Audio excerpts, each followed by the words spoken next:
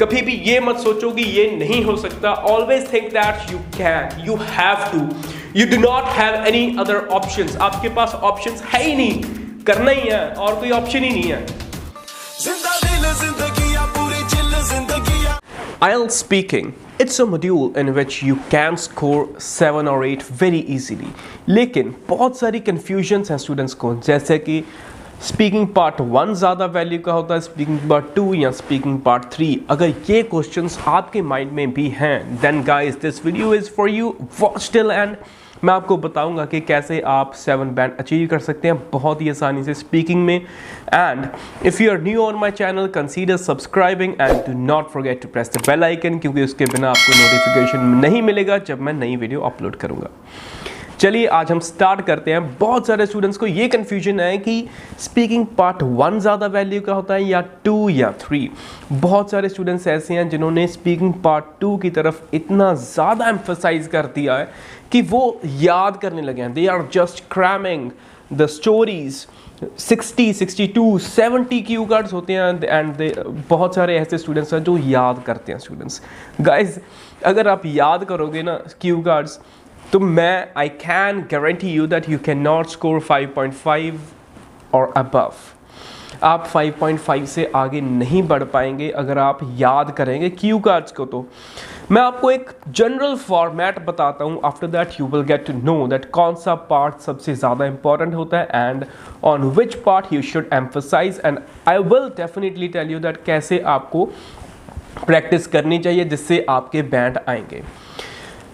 चलते हैं, सबसे पहले हम स्टार्ट करते हैं कि इंटरव्यू कितने टाइम की होती है। You must know these things, these are basic things.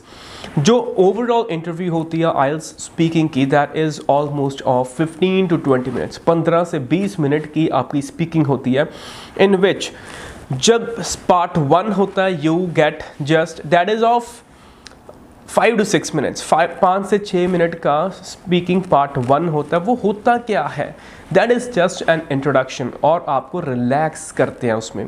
ठीक है, उस स्पीकिंग पार्ट 1 में आपको बहुत ज़्यादा डिफ़िकल्ट क्वेश्चंस बेसिकली होता ही नहीं आइल्स में। ठीक है, बट यहाँ पे ये एक स्पीकिंग पार्ट 1 ऐसा पार्ट है जहाँ पे जो एग्जामिनर है वो आपकी इंट्रोडक्शन लेता है। He want to know that who you are, और आप कैसे वर्ड्स को यूज़ करते हैं एंड आपकी ग्रामर कितनी अच्छी है या नहीं। ठीक है, ये बहुत ही ज़्यादा यहाँ पे आप अगर बहुत सारे स्टूडेंट्स जब एंटर करते हैं इन द रूम, वो बहुत ज़्यादा नर्वस हो जाते हैं। जो यहाँ पे स्पीकिंग पार्ट 1 में आपकी नर्वसनेस को कम किया जाता है। तो यहाँ पे आप क्या मान सकते हैं, that this is in favour of you. यहाँ पे आप अपने बैंड स्कोर इंक्रीज़ कर सकते हैं। अगर आप यहाँ पे एग्जामिनेशन हॉल में जब आप रूम में एंटर करते हैं तब आप नर्वस हैं, then you get a chance to overcome that.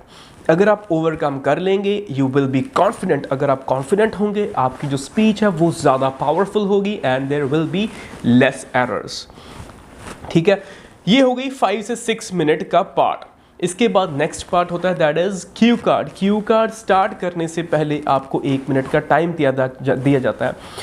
वो 1 मिनट का टाइम इतना ज़्यादा इंपॉर्टेंट होता है दैट वो 1 मिनट ही डिसाइड करता है कि आपके कितने बैंड आ सकते हैं, आपका क्यू कार्ड अच्छा होगा या नहीं होगा। वो 1 मिनट ही डिसाइड करता है। That is a turning point.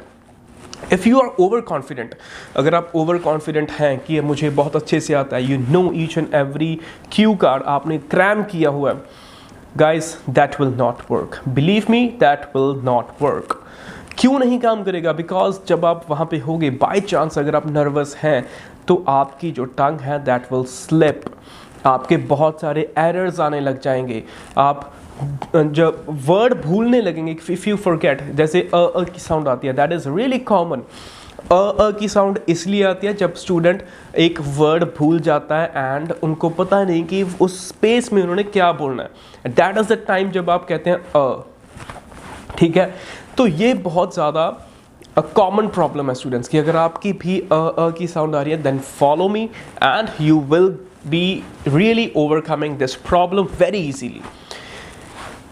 3 minute का हो गया सेकेंड पार्ट। 1 मिनट आपका प्रेपरेशन के लिए and after that you will get 2 minute, that is maximum time. 2 minute का जो क्यू कार्ड है, 2 मिनट वैसे जो एग्जामिनर है वो नहीं सुनते। सो 5 to 6 minutes first part, 3 minute second part, total हो गया जी 9। एंड नेक्स्ट जो चीज़ बचती है that rest all time is devoted to followups. Followups एक ऐसा पार्ट है जो बहुत सारे स्टूडेंट्स प्रिपेयर ही नहीं करते, and that is the biggest mistake that you guys are doing. जो आपको बुक दी जाती है, जो आपको क्यू कार्ड्स दिए जाते हैं, वो आप याद कर लेते हैं, बट जो फॉलोअप्स होते हैं वो एग्जामिनर अपनी तरफ से भी पूछते हैं। It's not about just 4 to 5 questions, वहाँ पे सिर्फ 4 या 5 क्वेश्चन नहीं होते।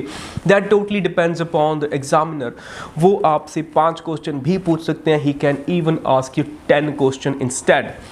ठीक है, आपके आंसर में से ही उसने नेक्स्ट क्वेश्चन निकालना है, and that is called discussion part. ठीक है, डिस्कशन होती है, वहाँ पे आपके जो व्यूज़ हैं वो देखे जाते हैं। आपका यहाँ पे देखा जाता है कि आप कितना कॉम्प्लेक्स सेंटेंस बोल सकते हैं, how you are able to communicate on different topics. Basically जो क्यू कार्ड है उसी के आधार पर आपको जो क्वेश्चंस पूछे जाते हैं, but they take it too far. फिर आपको लगने लग जाता है कि यार I am talking about the same thing. Questions वो इसी तरह से पूछते हैं, एक क्वेश्चन पूछ लिया उसके बाद जो नेक्स्ट है दैट विल बी रिलेटेड। तो यहाँ पे आपकी सबसे ज़्यादा चांसेस क्या होते हैं? चांसेस होते हैं वर्ड्स रेपिटेशन के या थॉट्स रेपिटेशन के।